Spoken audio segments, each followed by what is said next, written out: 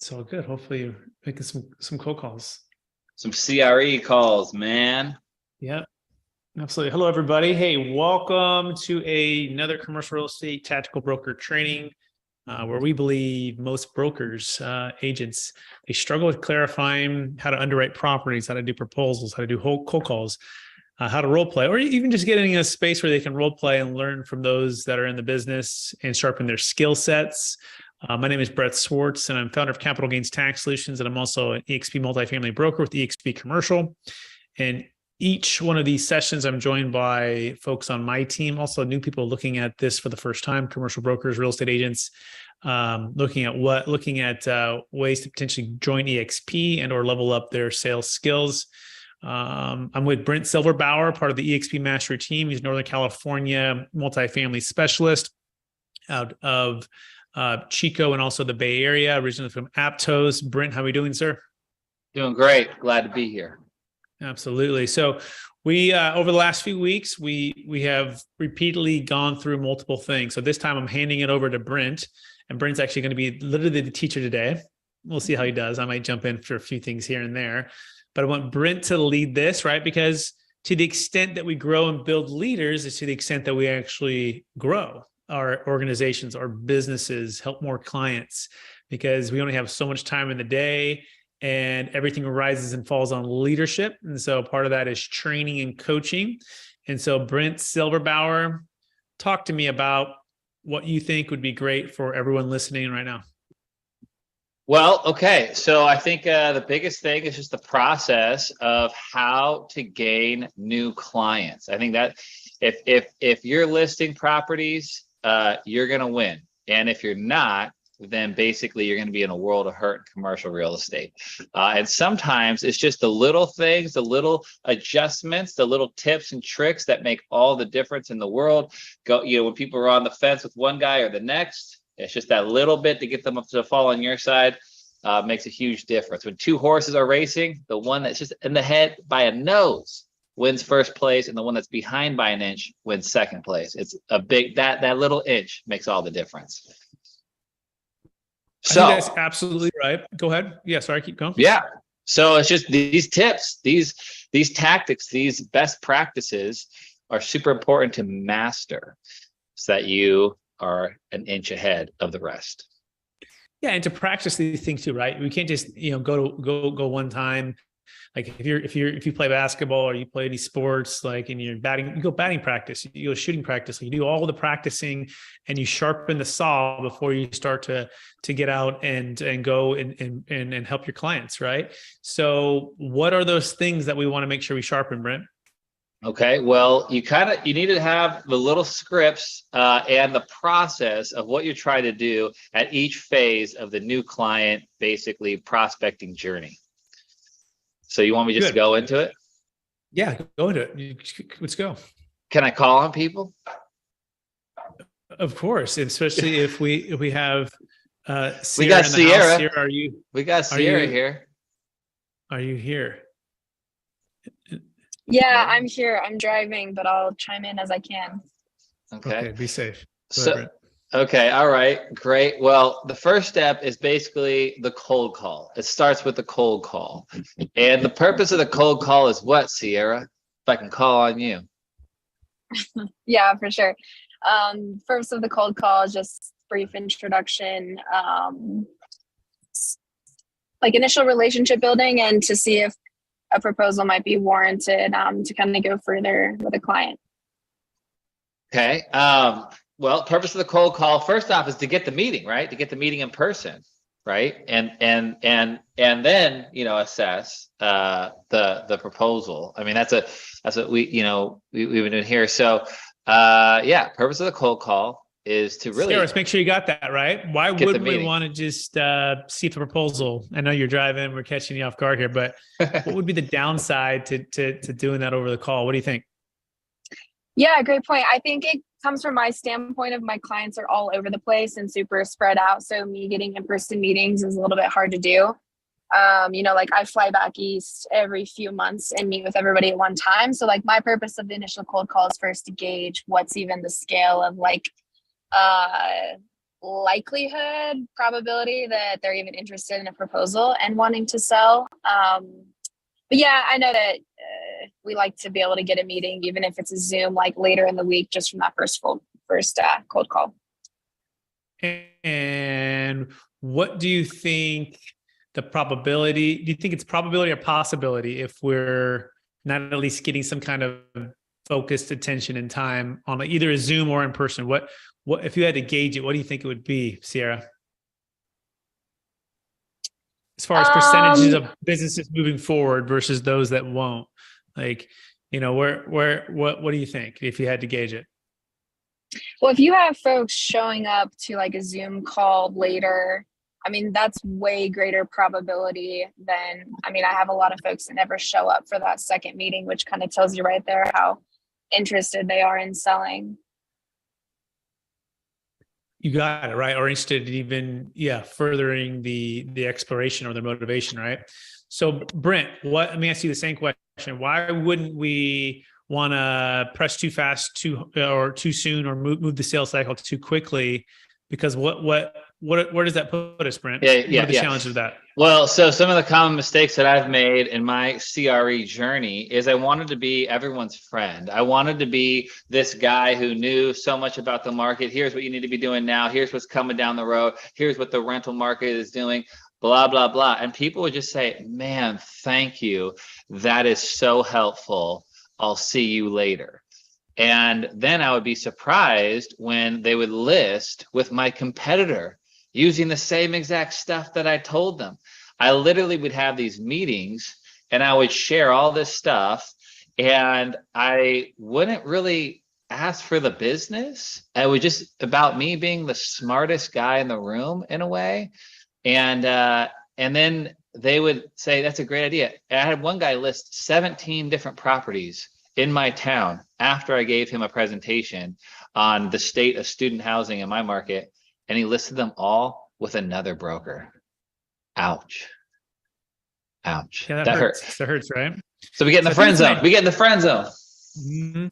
Yeah, I think it's an identity shift, right? From being the expert whose time and energy and focus, if you're going to help someone like a doctor, right, for example, especially like a brain surgeon, right?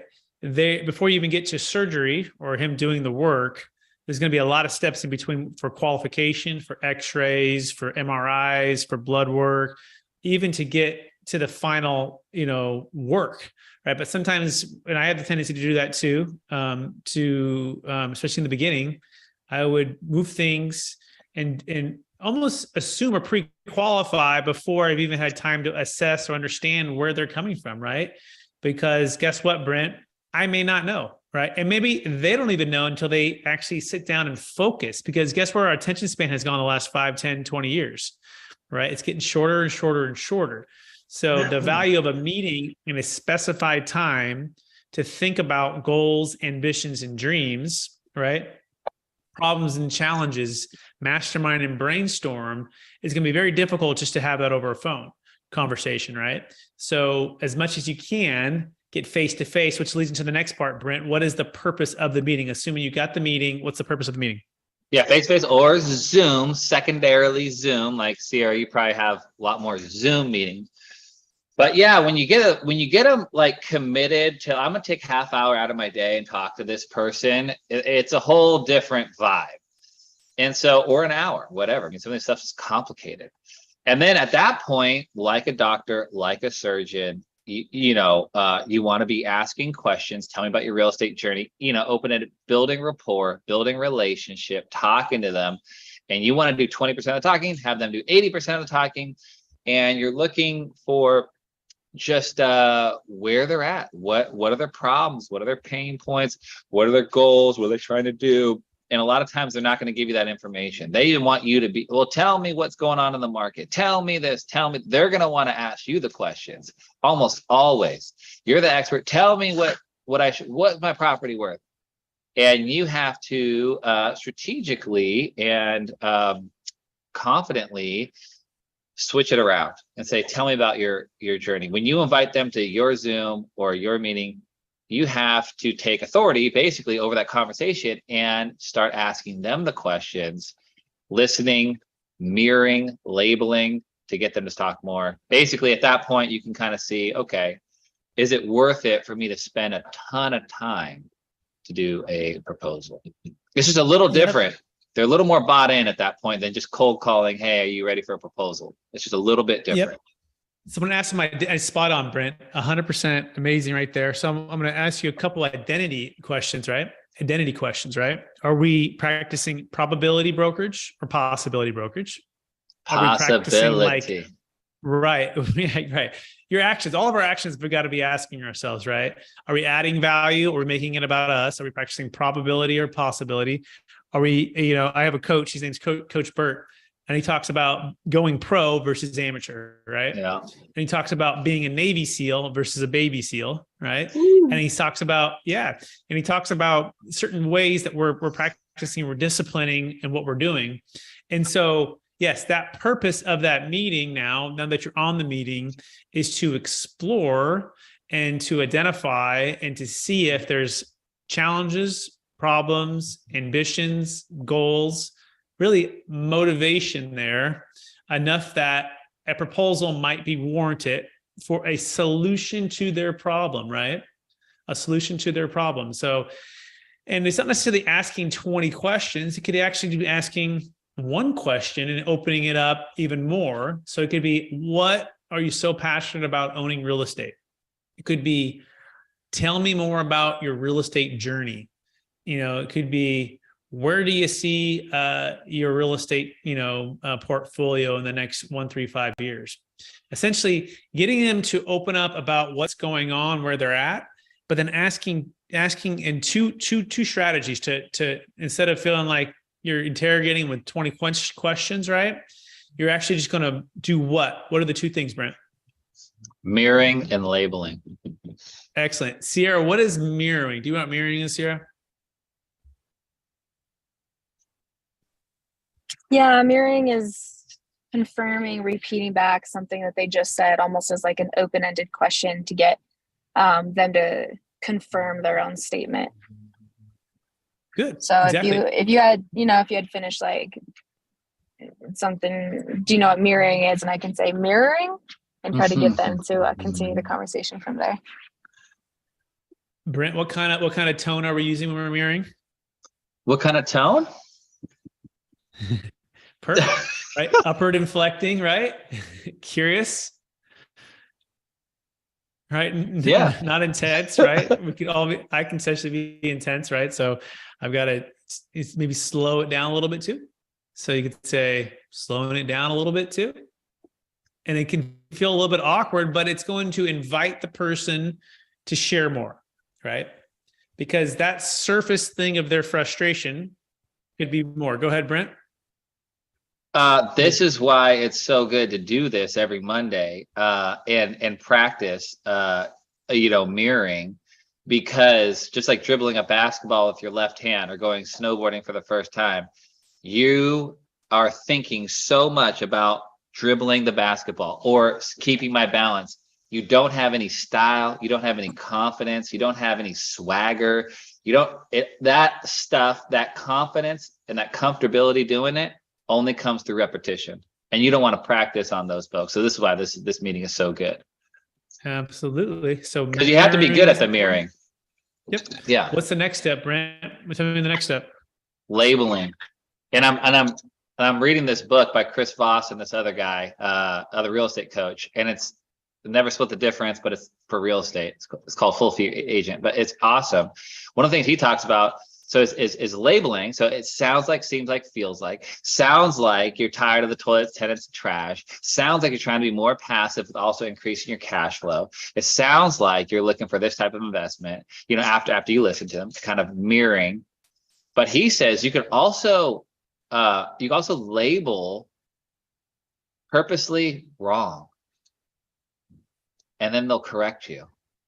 And so you could say, it sounds like you love managing your own properties. Oh, no. I hate it. Oh, tell me more about that.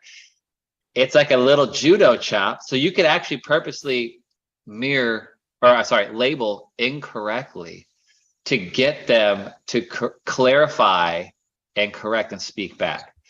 you can, so when you label, you say, it sounds like you summarize what they're feeling emotionally.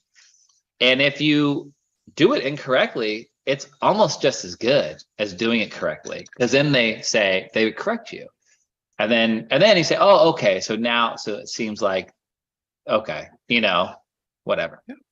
No, that's a good point. And I think especially if their actions are different than their words, right?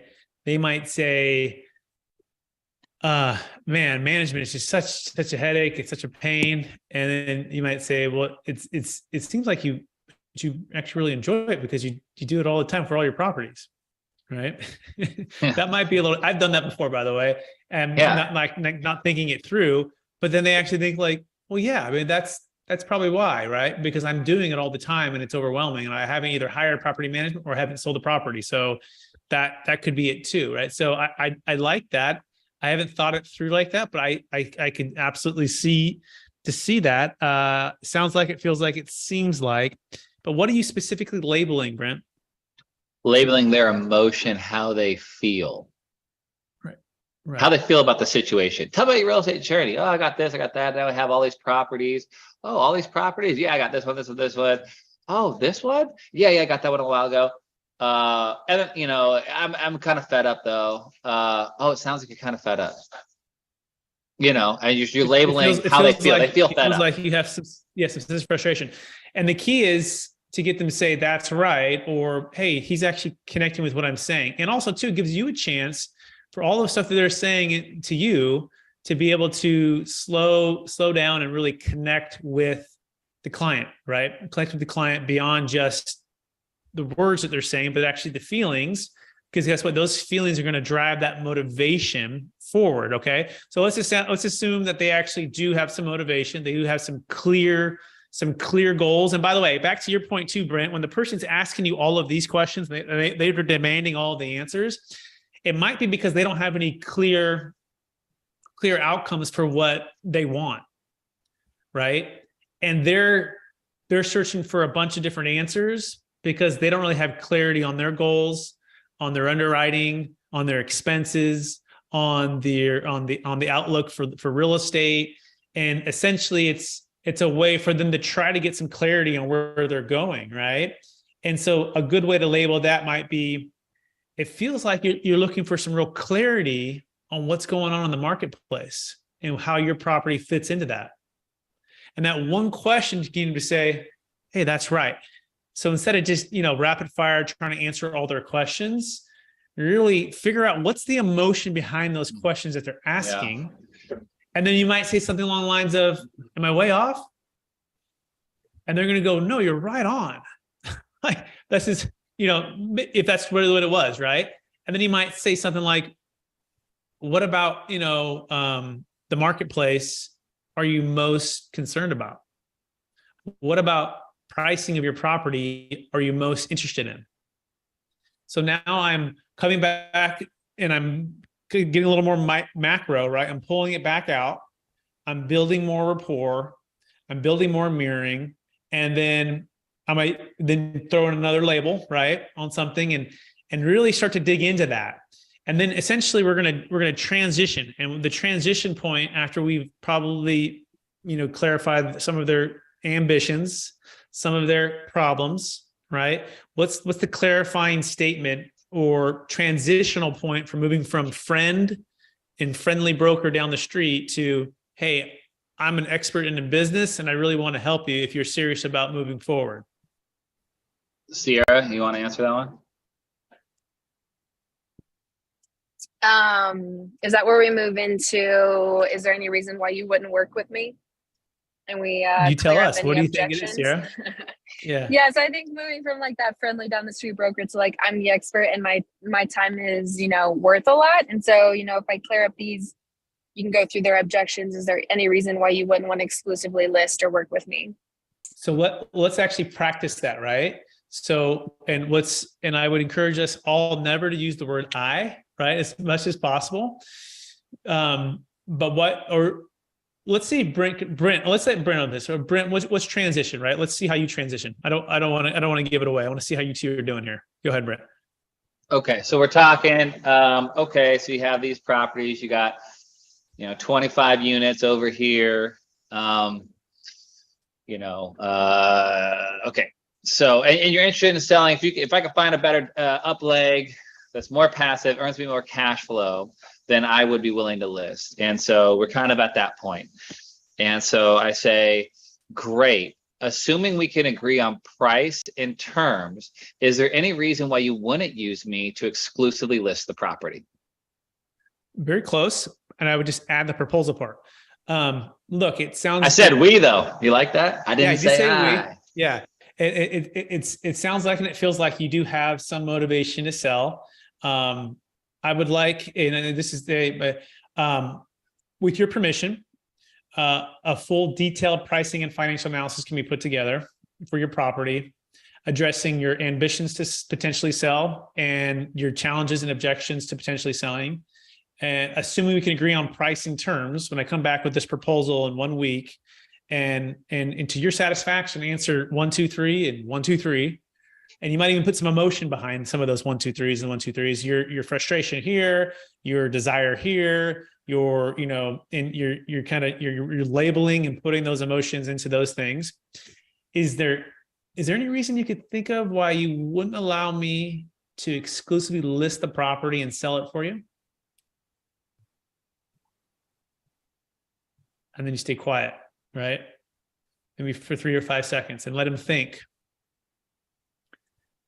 And they might bring something up. So let's try that again, Brent. Do that one more time with me, but add in the proposal piece of it and add in the next week and do that for me. Okay. All right, Brett. So it seems like there is some motivation there for you to possibly list. Now, assuming we can agree on price and terms, assuming that I can show you a path forward that deals with the frustrations of X, Y, and Z that you mentioned, and showing you how I can get you to a place with X, Y, and Z that you said is really important, passive, more cash flow, all these other things. A proposal can be put together that addresses these things. Now, assuming we could address all these things and make this clear path forward, is there any reason that you could think of why you wouldn't exclusively use me to list the property? No, Brent, that sounds really wonderful. I look forward to seeing that proposal. How quickly can you put it together? Oh, it's going to take about a week. It's pretty in depth. I do a rental market survey. I go through a lot of different, it's very intense for me. It's a lot of time for me. That's why I want to make sure that you're serious and my time is going to be invested well. And we're going to come up with something that can be actionable. And I think you're going to like what you see, to be honest with you. Perfect. And so then you'd say, assuming you can agree on price and terms, is there any reason you could think of why you wouldn't allow me to exclusively list the property after you see that proposal? Yes. Right. So you just rule that again, right? Give them another chance to think about it. Because in one sense, I kind of did on the kind of a mini objection, and not really though, right? But it gives me, it's almost like asking for the confirmation 3 times, right? Like there's counterfeit yeses, there's quick yeses, and then sometimes, but if you get 3 yeses, those can be powerful. So you could say, no, that sounds good. That sounds good, Brent, but it gives them another opportunity to think about, time and energy well spent. So what's the reasonable expectation, Brent? If you've clarified, you've uncovered needs, you've uncovered challenges, you've uncovered desires, and you've asked this question, and they've verbally committed to agreeing to that, it's to their satisfaction. They're not saying they're absolutely going to list, but now it puts them in the position to move. By the way, between now and then, they might say, well, I need to talk to my spouse. Great. Assuming you can, your spouse agrees and you guys are on the same page and, to your satisfaction, address 1, 2, and 3 and any other concerns that they might have. Is there any reason you wouldn't exclusively list the property with me? What is your fee? Hey, I understand, fees can be a big part of this, right? They're expensive. Assuming we can agree on price and terms and you can understand how the fee is going to be an investment and not an expense to your satisfaction in the proposal. Is there any other reason why you wouldn't exclusively list the property with me? And so you're basically just inviting them to bring out all of their potential objections. And imagine I did that a really good job of that, Brent. And I come back on a proposal and I address all of those things. Am I practicing possibility brokers or probability brokers at that point? Yeah, at that point, your probability, because they're going to bring up my brother Oh, last time I just hired an attorney. Blah, blah, blah, whatever it is, they're going to bring it up. And it's legitimate, right? They're property manager. Who's Yeah. the property better than you? Because they've been managing it for the last 10 years, right? Their sister-in-law who's sold properties is legit and they can trust it. She does it for a reduced fee. So these are all legitimate, great reasons. And those are all options for them to list the property. They might just get the license themselves to do it themselves. Hey, whatever that might be. But if my proposal and my solutions to their challenges, to their satisfaction, outweighs all of those things, then great. I've won the opportunity to represent them. And if it doesn't, guess what? I probably didn't lay it out as clearly as I could have. I probably didn't have enough creative solutions, right? Yep. I probably didn't solve their 1031 exchange challenge, and that's on me. It's not on them, right? Well, my value proposition wasn't strong enough. Any thoughts there, Brent? No, 100%. You're going to see where the holes are, and you got to know, because the most dangerous objections are the ones that are not said. Those are the most dangerous, and you have to, just like it's like having, like when you're shooting a gun, you have to have your safety, just in case there's some kind of weird thing. You got to have there's a process that you have to go through. It's for your safety. It's for the safety of your business, to address it head on, to make sure there's not some hidden objection that you don't know about. It's going to strike you by surprise, and you're going to waste a week of your life and a ton of time and energy and a ton of opportunity cost because you didn't do this. You nailed it. You're going to lose momentum. Your identity is going to be moved from, oh man, well, maybe I just got to make more cold calls, or maybe I just got to, go on more meetings, or maybe I just got to buy more YouTube ads or Google ads or whatever it might be, rather than saying, no, I'm not practicing tactical commercial real estate broker probability brokerage. I'm doing possibility. And these are the reasons why I'm not moving deals forward. That being said, we do have a guest today. I think he was here last week as well, Mr. Vince. Vince, if you are here, you're welcome to unmute yourself, say hello. If you have any questions or thoughts on anything we just said, I'm happy to answer those for you. Vince, how you doing? Yeah, I'm just taking it all in. I've been cold calling and, just trying to get better tips, trying to get, them to sell their RV park and stuff like that. And, they open up to me, the park owners, so they talk to me. So that's good. I'm surprised I get a hold of the owners. A lot of the time I do. So that's cool that they're nice and they talk to me about, their challenges. But like you said, yeah, I'm in the friend zone right now. Yeah, I haven't got anything signed or anything like that. So, yep. You have any questions or for us? I'm just taking it in right now. I mean, I guess, when I'm on the phone with the owners, I know I don't want to, I just want to learn about, like you said, their challenges and more let them speak, not me. They should be speaking more, right? I shouldn't be speaking too much. Yeah, in general, yes, it should be 80-20. But when you're on the phone, you want to be, remember, I don't know if you caught the first part, I don't know if you came a little bit late. You want to be, the purpose of a cold call is to close for a meeting, right? Whether it be on Zoom or in person, ideally in person. And at that point, you want to meet with them and really uncover their goals and their needs and their ambitions and their challenges, right? And so if you're finding yourself in the friend zone, it's probably because you're spending too much time on the phone and you're having the meeting on the phone. And the meeting, you think you're being really productive because you're sharing a bunch of information and a bunch of details and you're answering all their questions and you're the friendly broker who's there for them, right? Well, that puts you in the friend zone, right?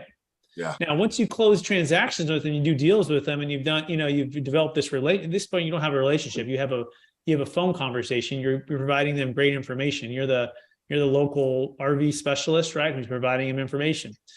But you're not moving business forward, right? You're in now, could you possibly do a deal? Yeah, you could possibly do a deal. It's called possibility brokerage, but you should have a specific time frame which you're calling. And each phone conversation, to me, if you have a clear purpose, is to get a meeting. It doesn't mean that, oh, I must meet with you because you must sell. Meet them for any reason at all.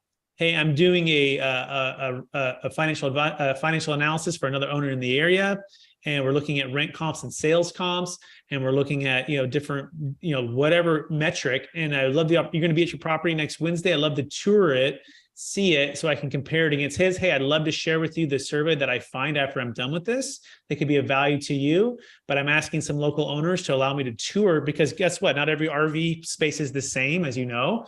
These are all customized for different things, different amenities. Is it too much to ask to come tour the property? No, that's great. I'll be there on Wednesday. Great. That's a meeting. Fantastic. Now, when you get there, go ahead, Brent. Yeah. No, you're exactly right. Yeah. I'm just saying, Vince, your goal right now is not to have these conversations and all this stuff. Your goal is to meet them in person. That should be like your main goal, is not to get I mean, you want to get a hold of them, of course. You want to build rapport, of course. But your goal should not be measured in how many phone calls you have. Your goal should be measured in how many appointments you set. That's your next step. It's just like, just try to do that, basically. Meet them in person, whether they want to sell or not, that doesn't matter. Exactly. So get it out, because when we're meeting them in person to only know that they're going to sell or not, then basically we're essentially saying this is about me. Like, you're only worth meeting if indeed you're going to sell when I come meet with you, right? Or list, so don't make it about you, right? Make it about them. Now, from Sierra's point, does that mean you fly across country to meet with somebody? Well, maybe if we've got 10 mobile home parks, right? And they're, and you got to do that assessment too. So I'm not saying completely just throw out the wind, everything out the wind here, but maybe you do a Zoom meeting too, right? If you do a Zoom meeting, I don't know who you're calling on or how local they are to, but for sure, if they're within an hour, 2 hours, 3 hours, man, get in the car and go, right? And go sit down, because guess what? You don't even know the property anyways. I mean, you've seen it online, right? And maybe you've toured it. But how are you even going to assess to sell someone's $5 or $10 million property when you haven't even toured it, right? It's hard, or you haven't sold a deal like that yet. So it's a win-win-win for everybody. You're going to be able to properly sit down, assess, look through, understand. Remember, the moment you add value is the moment you know more about their property, or more about the properties in the areas that are selling, or a solution to their specific problem. That's the moment you start adding value. Everything else is wasting their time, right? You're just getting information out of them. They're doing you a favor to be talking to you. Now, they might like to be friendly because they want friends and they like to talk business and stuff. Okay, sure. But again, go meet them and do that. Go, hey, sit down for coffee. I'd love to hear your story about your real estate. Get to know them so you can actually serve them. Does that make sense? Yeah, they were really opening up. I was speaking to her. She was saying, that they've been trying to sell it for 6 months. It hasn't worked too well. It's, haven't had much luck trying to sell. So that was interesting. I was surprised that she told me so much information. I mean, she was just giving me so much detail, and I wrote it down. And say that's a perfect reason for us to meet. Yes. To go over what your options are to potentially actually sell the property. How does your schedule look next week? I'll be in the area, and go meet, go tour the property, go sit down. Right. So all that useful information is the reason to meet. So you want to, it's called converting the interest or converting for a reason to meet. There's little clues that the owners of properties will talk about. You want to practice converting that for the reason to meet. That's a perfect reason for us to meet. In fact, I'm going to be in the area next week.